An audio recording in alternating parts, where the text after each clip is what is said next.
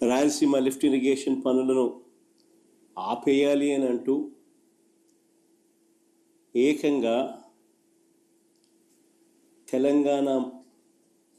ముఖ్యమంత్రి గారు అసెంబ్లీలో క్లోజ్ డోర్ మీటింగ్లో తాను అడిగానని, తన మీద గౌరవంతో చంద్రబాబు గారు ప్రాజెక్టును ఆపేశారు అని ఏకంగా తెలంగాణ ముఖ్యమంత్రి తెలంగాణ నిండు అసెంబ్లీ సభలో వాళ్ళ రిలేషన్షిప్ గురించి, చంద్రబాబు నాయుడు గారు రాష్ట్రాన్ని ఎలా అమ్మకానికి పెట్టారు అన్న వాస్తవాల గురించి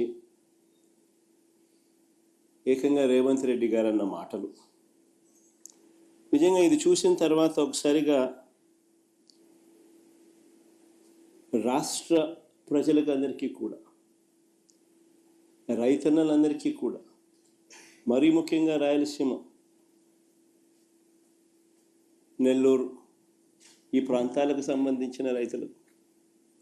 నిజంగా చంద్రబాబు నాయుడు అనే వ్యక్తి ఒక విలన్ క్యారెక్టర్ కింద కనిపిస్తుంది.